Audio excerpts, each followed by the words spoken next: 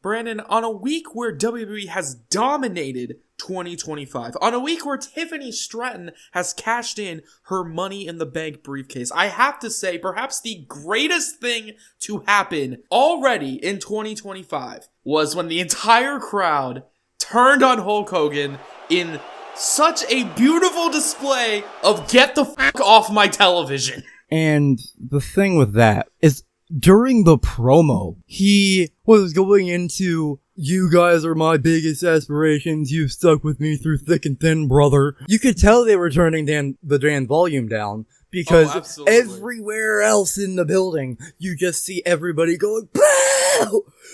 Yeah. Get the fuck out! Do you guys remember me and Andre the Giant? Get off the fucking stage!" I genuinely wonder what not even Hulk Hogan was feeling that day. What was going on in the inner thoughts and inner demons of Terry Bollea, or whatever the fuck his last name is. I'd love to get an interview with Terry Bollea on this. Outside of Hulk Hogan and that disaster, WWE has truly been changing everything and been going absolutely wild with so many announcements, so much news, and in this video, we will not actually be talking about what happened on Raw in terms of, like, plot. So we're not going to really be talking about The Rock. We're not going to be really talking about the Bloodline match. But I do want to hear what you're thinking about just everything kind of going on. We are officially in the Netflix era after being involved in at least 4 different eras over the past 3 years. I think we are now actually in a new one. What did you think? I am very curious as to what it looks like next week. But presentation-wise, I am astounded and impressed. And I know a lot of people have a lot of their different opinions as to what is the best era of wrestling. To me, for a long time, that was the Attitude Era. And to see what it is now, it is baffling to me. Looking at it as what wrestling can be in 2025, and what I imagine isn't going to stop evolving. This is day one. Ironically. What is your take on the new commentary tables? And I know it's a weird first point. I actually do think it is a very interesting point, because they do look so much more solid now. Like, a part of me doesn't think we're going to see many commentary table spots anymore. While watching the show, I was watching with my wife, and she said literally that exact same thing. I kind of dig it. I like the look of it, at least. I like the lights on the corner. I've always hated the LED barricade and the LED ring apron, but using it on the commentary table, I am so down. Like outside of the ring, you can kind of make it look like whatever you want, but the ring itself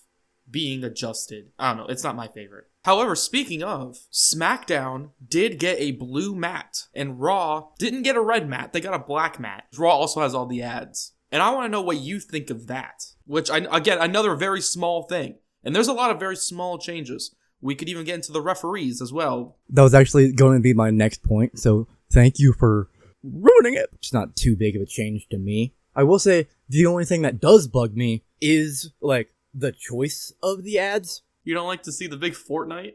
Actually, that was, like, one of the ones I was okay with. No, I am hoping that it does mean more WWE superstars within Fortnite. It is a weird thing, though, where right next to said Fortnite logo is also a beer logo, while also still being borderline PG, I guess. So that I did notice, The Rock himself was censored, but the crowd wasn't.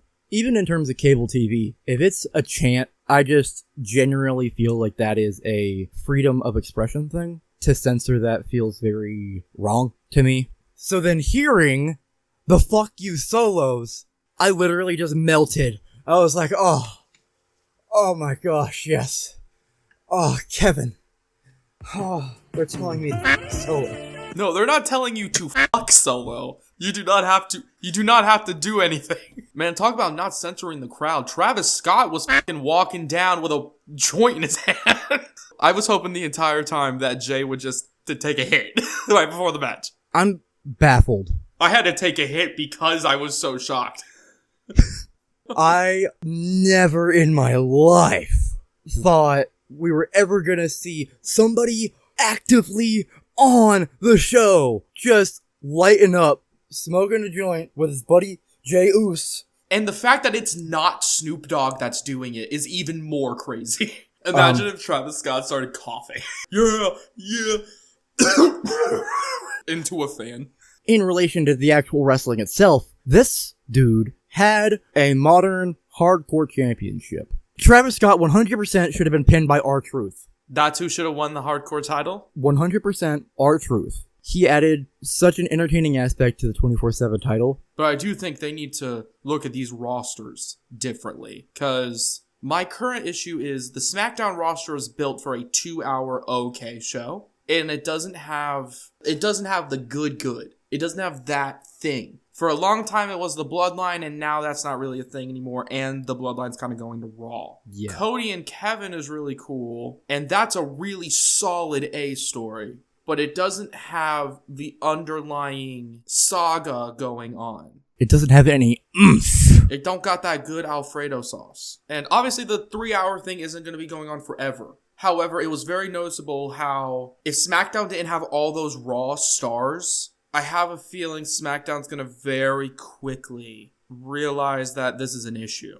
And obviously they have the whole draft thing kind of going on currently. Like, they need like a CM Punk.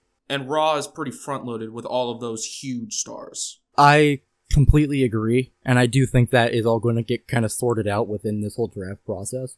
I do like the draft having this like window, though. Like, yes. The draft not being a one-night thing. I think that's always been the downfall of the idea. Is that they would always try to make it a special episode when it should be a special episode at the end of a couple episodes of build. I don't understand why they've struggled with that concept so much. Like, as a talent, you're going to want to have those talks with the general managers. Just so you know where you're going. I'm happy to see that they are doing that. They're doing it in a way that I wouldn't do it, but that's why I don't work there, I guess. And that's why I talk about it on the internet with my friend. But with you, we have all the power we need. We have people power! Well, with WWE officially taking 2025 by storm, we wanted to thank you very much for watching this video. And, of course, subscribe. It helps us out a lot. And all that stuff. Kevin, you've been wearing that shirt for weeks. I bet he smells gross. He looks like he smells gross.